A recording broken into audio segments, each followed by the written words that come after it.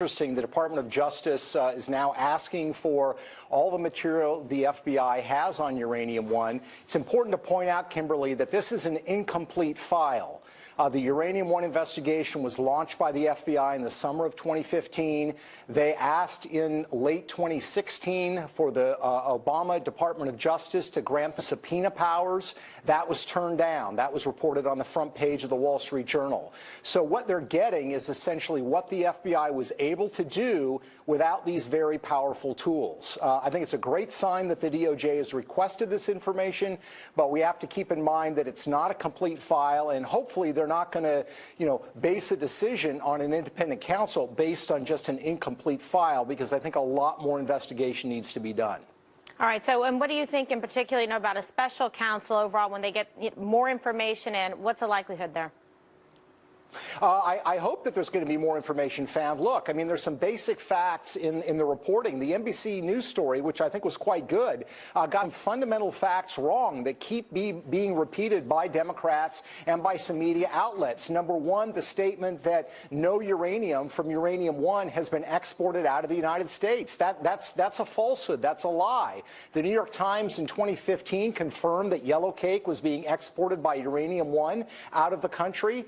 John Solomon of The Hill reported the same thing, citing Nuclear Regulatory Commission documents. So this information needs to be sifted, and you need to have subpoena power to look at Clinton Foundation financial records, look at travel records, and to start piecing together exactly what happened. And I think once you get to that point, you can say we need an independent counsel, or we need to have some other means of investigating this.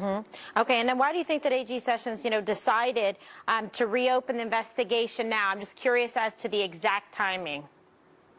Well, I think that's a very good point. I think part of it is there's been a lot of activity on Capitol Hill about Uranium One, and the Department of Justice, which is supposed to be investigating corruption, is a little bit behind the eight ball on this. You've got the Senate Judiciary Committee, you've got the House Oversight Committee, you've got the House Intelligence Committee, who are all investigating Uranium One, and the Department of Justice is behind. So I think part of this is they're feeling pressure from Capitol Hill. Okay, and let's talk a little bit about the testimony that's been behind closed doors, and we've been covering it closely. Hannity has on this show, but Andrew McCabe, Bruce Orr, they testified. What do you think's going on behind those closed doors, and in terms of the content, the nature and the focus, the breadth of that information? Yeah, I mean, wouldn't we love to know what that testimony was all about? I mean, look, I think this is very concerning to people. People get that people in the FBI are human beings. They have opinions. They have attitudes. But clearly, the opinions in this case of a lot of people at DOJ seem to skew in one political direction. And when you're talking about something as sensitive as an investigation of a presidential candidate in 2016, people have to know and feel that there's going to be equal weighting. And there doesn't seem to have been equal weighting. So I think we're going to hear a lot from members of Congress in that committee going forward about what the testimony was, and I think we're not done. I think we're going to expect to see more documents and more information on what precisely the FBI was doing. Now, how long? And let's talk to me about the duration of this, like in terms of, obviously trying to build a case perhaps and acquire documents, perhaps get some people, whistleblowers, to come forward with information to be able to further the investigation in the interest of justice. Yeah, that's right. I mean, look, with Uranium One, you have to consider that this is a story that starts in 2005. We already have the video testimony of the Kazakh uranium minister, Mukhtar Zakashev, saying that he was shaken down by Bill Clinton and then Senator Hillary Clinton to give this uranium to this Canadian company, which then sold it to the Russians. You have that. You have the flow of money, all this money going to the Clinton Foundation into Bill Clinton's pocket with people connected to Uranium One. So you have this expansive time period, but really you're talking about a few actors, and I think from the standpoint of investigating that, if you have the right tools, which the FBI asked the DOJ for, it would not be that hard to figure out precisely what went on, and I think that's the next step. It's so interesting because you look at that long time frame, and how about coordination and collusion there? In terms of these people working together, I mean, this is really fascinating to me, that why wasn't this looked at, during the Obama administration or prior, and then nothing while Hillary Clinton is, running for president of the United States, but yet they want to accuse President Trump of collusion in his transition team and do a gigantic document and wire grab of them without really any evidence to support it, and they've come up with nothing there. Well, and, you know, Kimberly, I said at the beginning of this process they should look into the Russia question, and I think they've really come up with no substantial evidence. Right. But consider this, that Trump dossier that you know, had all these allegations that didn't bear out. One of the things that dossier said was the Russian sources said they had a dossier that had damning information on Hillary Clinton. One of the questions I would ask senior FBI officials is, well, did you ever pursue that? Right. I mean, you pursued this information related to Trump. Did you pursue it as it related to Hillary Clinton? And I think most people would say, if you're going to investigate one, you should investigate both. That seems to be the best standard, I think. Well, that is supposed to be. It's supposed to be fair and impartial and do a thorough investigation, regardless of political persuasion or ideology, unless you have an invested interest in a determinative outcome. All right, thank you so much, Peter. Appreciate it. And here with more reaction Kimberly. tonight are Judicial Watch President Tom Fitton and Fox News legal analyst Greg Jarrett. Good evening to you. So, Greg, get you to comment on some of this in terms of what the information that we just heard from Peter and where the investigation stands and where you think it could go. If top people at the FBI were capable of protecting and absolving Hillary Clinton in the email case, notwithstanding overwhelming evidence of crimes, aren't they also, Kimberly, capable of protecting her in the Uranium One case? It's a crime to use your office to confer a benefit to a foreign government in exchange for money. It's wire fraud, it's mail fraud, it's bribery. It could even be money laundering if you're using a foundation as a receptacle of that money. It's all kinds of anti-corruption crimes. And it's not the first time that she's been suspected of this. She's also been accused of helping UBS avoid the IRS, and simultaneously, her husband receives $1.5 million from UBS and a tenfold increase to their foundation. AP did a study, and they found that half of the non-governmental people who gained access to Hillary Clinton donated lavishly to her foundation. If she was peddling access, isn't she also capable of peddling influence? That is such a good question. I mean, when you learn about this, Tom, and you just see the tentacles that really suggest, corruption and collusion. And again, this is an ongoing investigation, so we have to see where it goes. But we do believe in our system of justice and that an investigation should not, like I said, determine an outcome because they wanted to be on the side of the Clintons. Well, the Justice Department and FBI were ruined under President Obama, Attorney General Lynch, and James Comey. There's no doubt about that. Compare and contrast how they handled the dossier last year with the Uranium One and the pay-to-play allegations with the Clinton Foundation. Reportedly, according to Fox News, Andrew McCabe talked about how the FBI worked so hard to verify that dossier and run it all down. Of course, they really couldn't verify it, but they worked hard on pursuing it. Now, what's going on with the Uranium One allegations? FBI agents at the line are seeking permission to get subpoenas out so they can pursue leads, and they're being told no. So you've got suppression of a Clinton investigation on yet another matter. Unbelievable. With this over-the-top attack, because this is what the dossier was. It was a Clinton attack, a Clinton campaign-funded attack on President Trump that the FBI took like a baton from the Clinton camp and ran with. It's really extraordinary. I hope these line agents that the Justice Department are talking to have whistleblower protection. Exactly. Because, given the leadership there at the FBI now, frankly, they're going to have targets on their back, politically speaking, in terms of their careers, for speaking out. It's a serious situation. And the idea that you're going to let, again, the bureaucracy figure out whether the bureaucracy should reopen this investigation, I'm not confident the right decisions are going to be made in the long run, but who knows? Yeah, very interesting. And Greg, talk to us a little bit also about the juxtaposition of, these two investigations. It's just unbelievable. It's unprecedented. Well, one is beginning to wonder, given the paucity of evidence of collusion with Trump and Russia, there seems to be a plethora of evidence of collusion between Hillary Clinton and her campaign and the DNC in Russia. Certainly. It's a crime to pay a foreign national, including a Russian, money for information on a political opponent during a campaign. And if you're not honest about it in your financial filings under the Federal Campaign Finance Act, that is also a form of money laundering. And so, all of this is very suspicious activity. But, I agree with Tom that it's all going to come down, I think, in the end, to the dossier. That may be the biggest smoking gun of all, because it looks like the FBI and the Department of Justice were engaged in nefarious activities to fool a FISA judge, to falsely get a warrant, to spy on a political opponent, Donald Trump and his associates, and it was all being funded by Hillary Clinton's campaign and the Democratic National Committee. Did the FBI know that? I suspect so. Well, that's such a pivotal question, isn't it? What did they know and when? If they took that and acted then in bad faith, like you said, to achieve some nefarious ends because they didn't want President Trump to become president of the United States, then candidate Trump, they were spying on his family. You had Don Jr. testifying, and of course leaks coming out from Schiff right away about that testimony, but no one seems to want to complain about that. I mean, it's unbelievable how unfair and imbalanced this is in terms of what went on, and just the absolute missile-lock focus to try to create the air and idea of collusion and corruption and coordination with the Russians, and not one scintilla, Tom, has come forward from that. Oh, that's true. I mean, we've uncovered documents showing that Hillary Clinton, through Bill Clinton, received $500,000 from a Uranium One firm connected to the Russian government. Moscow. He went there to speak, got $500,000. It wasn't to the foundation. It went into their bank account.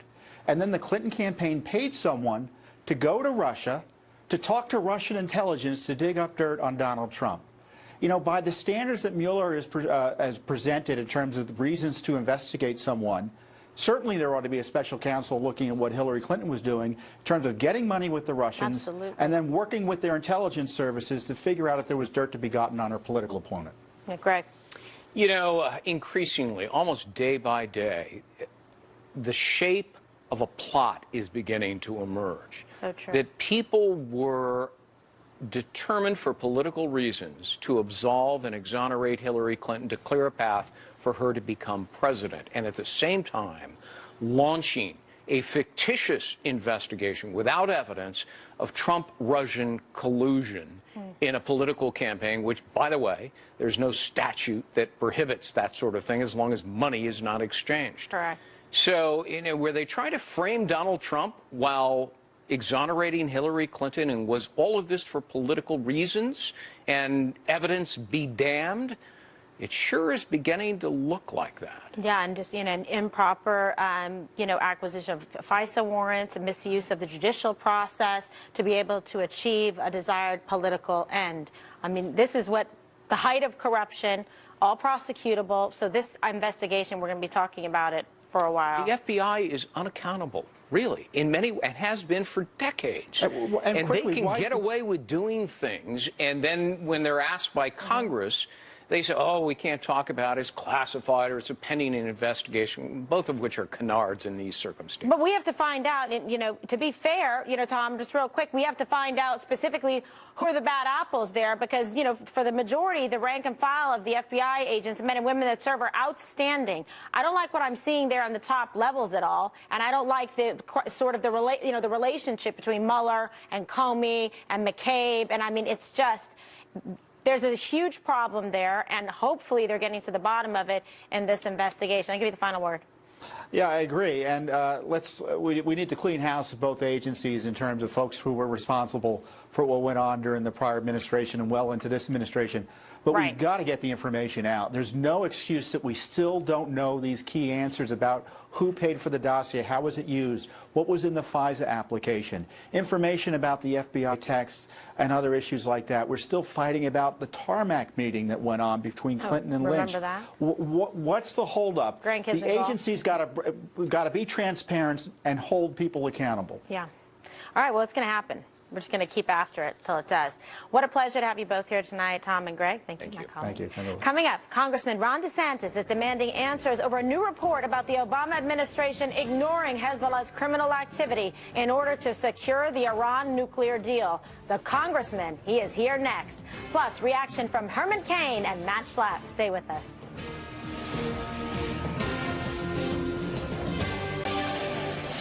Welcome back to Hannity. Congress is demanding answers tonight after Politico reported, quote, in its determination to secure a nuclear deal with Iran, the Obama administration derailed an ambitious law enforcement campaign targeting drug trafficking by the Iranian-backed terrorist group Hezbollah, even as it was funneling cocaine into the United States. Republican Congressman Jim Jordan and Ron DeSantis are following up on that story by sending a letter to Attorney General Jeff Sessions. The congressmen are asking the Department of Justice to turn over all documents and communications related to this matter to find out whether the Obama administration did this to help secure the nuclear deal with Iran. Joining us now with more on this request is Congressman DeSantis. A fascinating story and so disturbing at the same time. Congressman, how do you anticipate the DOJ is going to respond to your request for documents and information? Well, I actually expect them to respond favorably because this is an important issue. And if you go back to the second term of Obama, remember what Ben Rhodes said? Yes. The Iran deal is the Obamacare of the second term. Everything was subservient to that. They did all kinds of things to get that deal through. Obviously, they told a lot of falsehoods to the American people in the process.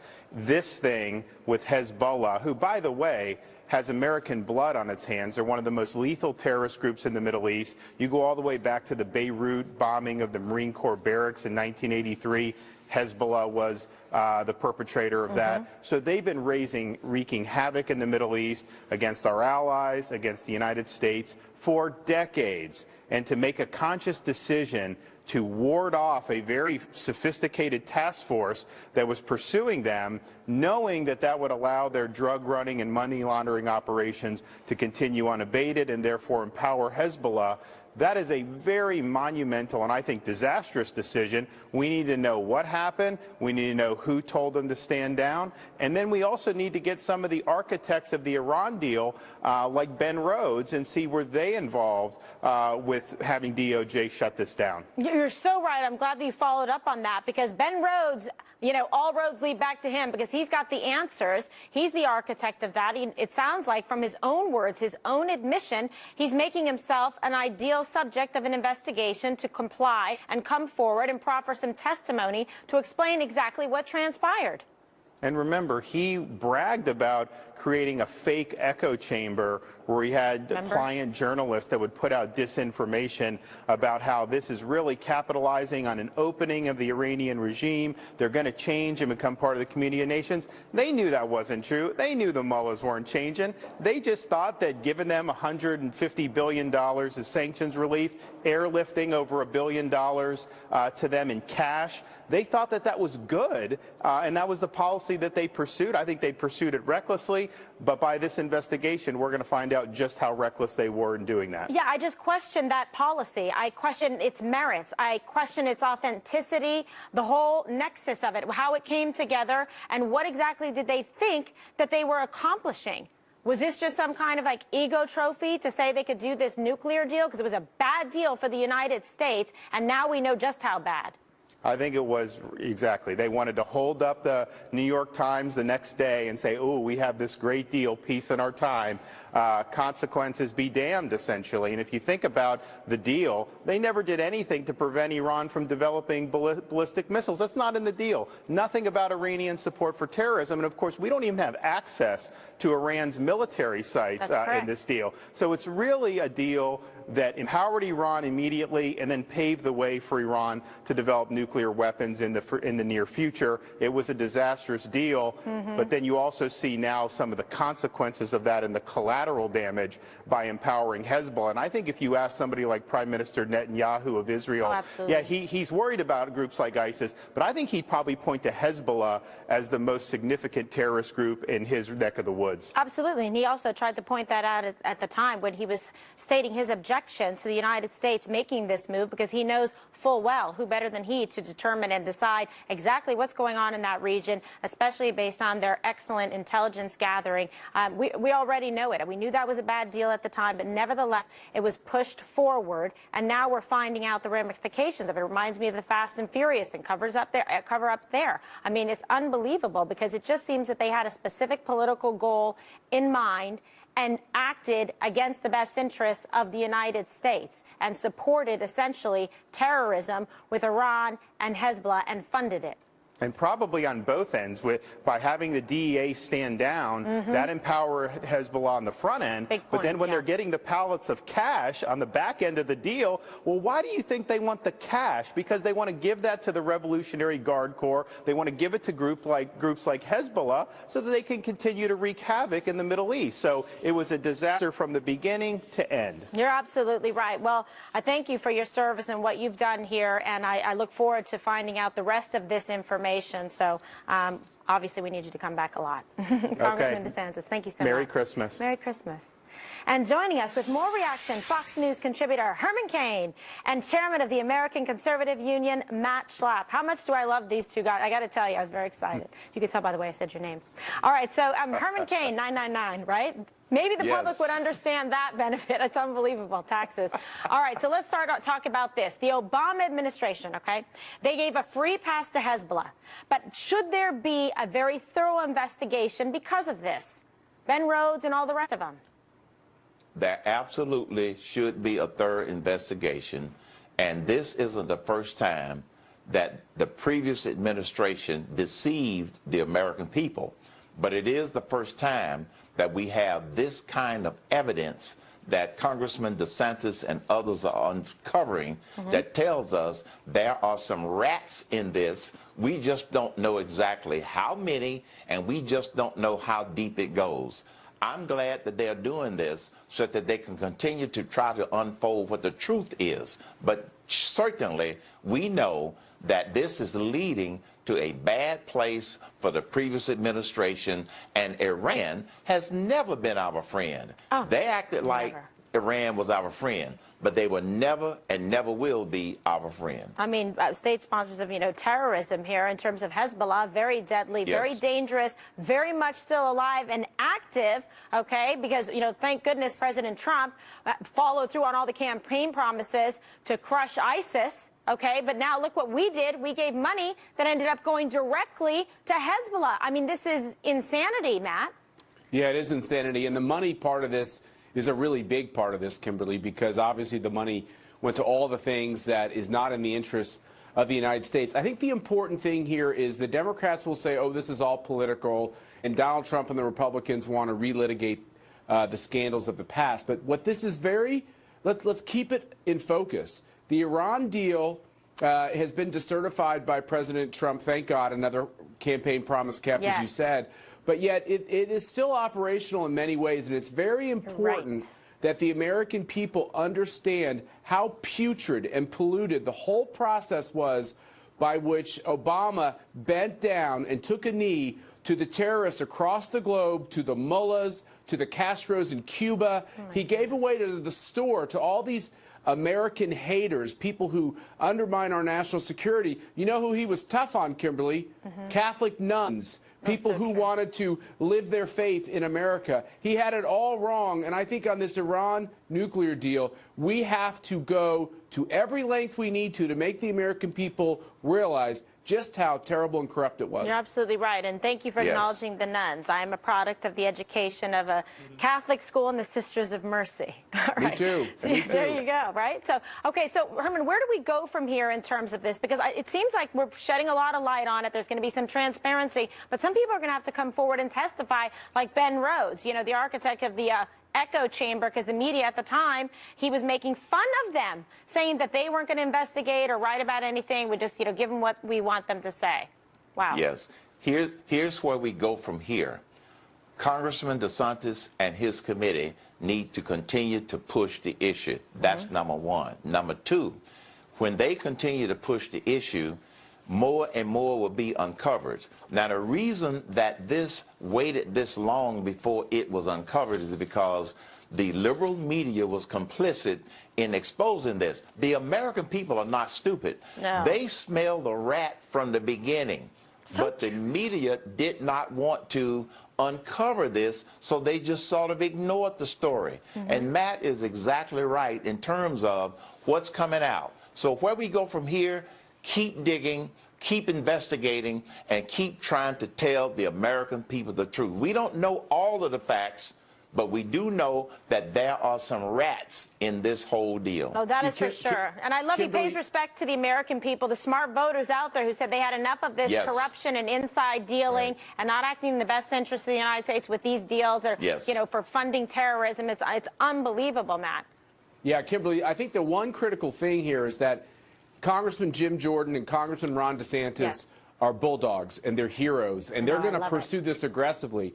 What happens to a lot of these courageous congressmen is sometimes people who are more senior in the Republican conference, they get nervous about too many investigations. They get nervous about looking like they're being political, going after people like Barack Obama and Hillary Clinton. And I say to all of those Republicans, you owe it to your constituents, you owe it to the American people for them to understand how seriously corrupt these deals were. I want to know the truth. You want to know the truth. We want to know what happened here. And on all these investigations about Hillary Clinton, about Uranium One, about the emails, about all the corruption of the FBI and Loretta Lynch's DOJ, Obama's DOJ, we need the answers. When we get the answers, we can close the book, and the American people will deal with the politics. But if you don't get the answers, it makes people hate their government even more. Yes, and, you know, and President Trump, look, right away acting with, you know, speed and clarity to undo some of this mess with the nuclear deal, with the Paris Climate Change Accord. One bad deal after the next. It's against American interests, against American jobs, and against our economy. I've had it. All right. Herman Cain and Matt Schlapp, thank you so much. Merry Christmas. Merry Christmas. Thank you, Kimberly. Coming up, with new Democratic scandals mounting, the left is now lashing out at Republicans for exposing them. Tammy Bruce, Larry Elder, and Dan Bongino join us next. Stay with us.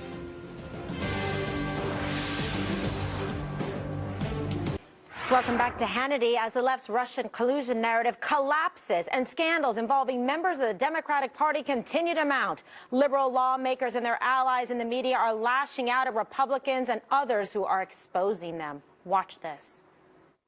Their attacks are not based on fact or logic. This is a hatchet job, plain and simple. The concerted campaign to discredit him in his investigation in the right-wing media is nothing more than propaganda and disinformation to try and turn the public's attention away from the real investigation. We're witnessing a concerted, coordinated effort to try to undermine this entire investigation, from Mueller to the FBI to the Department of Justice, to make this all seem as though it's a corrupt enterprise. Well, hear me out here. It seems to me that they're just throwing whatever they can, like monkeys, throwing poo against the wall. These are actions that the White House wants them to take, that Steve Bannon wants them to take, but are enormously destructive of our administration of justice and of course, a major distraction from the Russia investigation. This hearing is part of an ongoing Republican attempt to divert attention from the real investigation into the collusion between the Trump campaign and the Russian government. All right, and joining us now with reaction, Salem Radio nationally syndicated host Larry Elder and Conservative Review contributing editor and former Secret Service agent Dan Bongino and Fox News contributor Tammy Bruce. First question, Tammy, why do they always have to bring the monkey cage into it? Like, that was a little bit crazy. It's like that's the most they can think of. This is hysterical, isn't it? And look, it's awful things they're saying, but what it really highlights is literally a meltdown. They don't know what else to say. It was a great day for not just the president, but for the country yesterday. It highlights what the Democrats have not been able to accomplish for at least 8 years. So there's a real meltdown. And this is this equivalent of like complaining about, you know, poor Bob Mueller is the equivalent of saying that this tax and jobs bill was going to be Armageddon.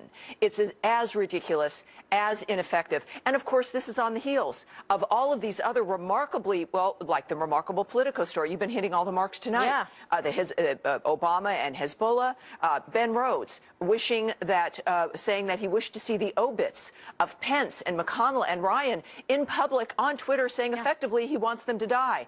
This is an admission by the left that they have failed completely, and all they have now is hysteria. I mean, real hysteria, like, you know, get some serious counseling, but Obamacare is not going to help you. Exactly. Nice. All right, so Larry, do you agree that the left's attack on the GOP is seriously just a distraction to avoid all of these numerous Democrat scandals that we've seen in the news?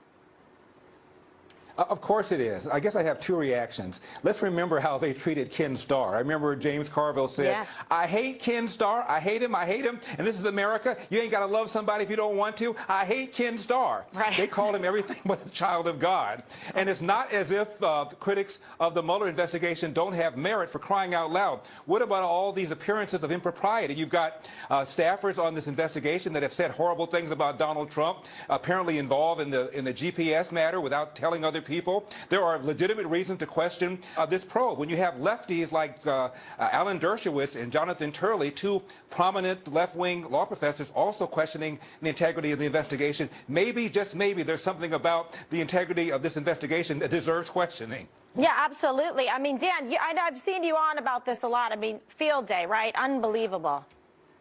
You know, Kim, I'm tired of this, man, and America should be too. The Democrats get away with everything.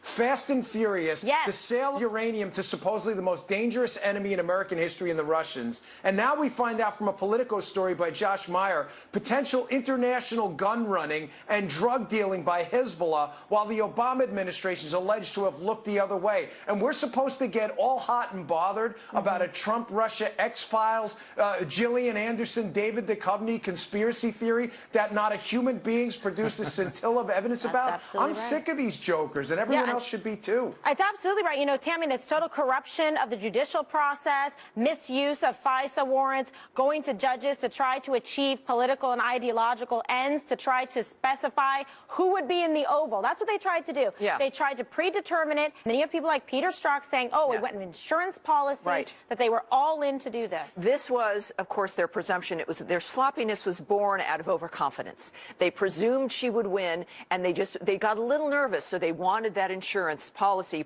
but they felt comfortable, Kimberly, to be as sloppy as they were because they felt the system would, in fact, make this happen. This is what's so shocking about what the American people did last year and why they can't adapt. This is their issue. And also, I would say that for when it comes to the Republicans, I appreciate, you know, congressional investigations. There's a place for those. Clearly, if there was ever a special counsel required, it's regarding the Obama and Hezbollah connection, as well as Uranium One. Now, I know, again, Sessions is looking into the FBI dynamic with Uranium One, but these are crimes that are actually kind of so shocking. We're still trying to get our mind around them, but these are the things that they knew that they would need to cover for. This is what Ben Rhodes is still shocked about. They did things during the 8 years, and this is why, by the way, do you remember after the election, Hillary strangely apologized to Barack Obama? And I wondered at the time, they hated each other. Why is she apologizing to him? Because they knew what would come out as a result of her failure, and that's what we're dealing with right now. Well, so there's the corruption and collusion, Larry. Feast your eyes on that. It's all over with them.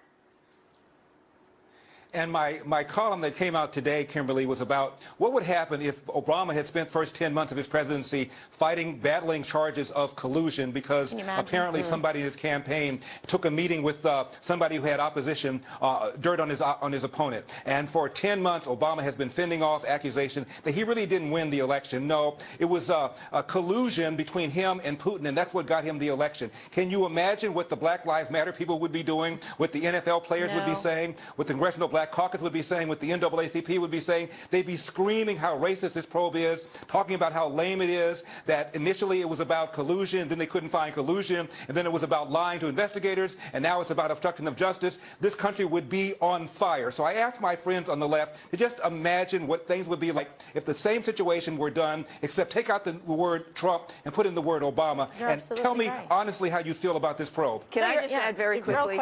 This is the Republicans have got to be aggressive on this. They've got to be extremely aggressive. They can't just put it into the hole of the congressional investigations. This is outrageous. And if the Americans see this being passed off, we'll have a crisis of trust again in the government. All right, just got like a couple seconds left, Dan, to be fair to you, because they savaged an American family, great business people, and tried to undermine a duly elected president of the United States with this false corruption collusion hoax against them. Kim, I think you're going to find out in the coming days and weeks that this special counsel has been a cover because they lost their insurance policy, which was Hillary Clinton in office to cover their misdeeds. This is their misdirection now, the special counsel. It's all coming out, folks, right? All right, Larry, Dan, and Tammy, what a pleasure. Fantastic panel tonight, indeed. Coming up, Ambassador Nikki Haley unloads on the UN right before it voted to condemn President Trump's decision to recognize Jerusalem as the capital of Israel. Lieutenant Colonel Oliver North is here with reaction. Stay with us.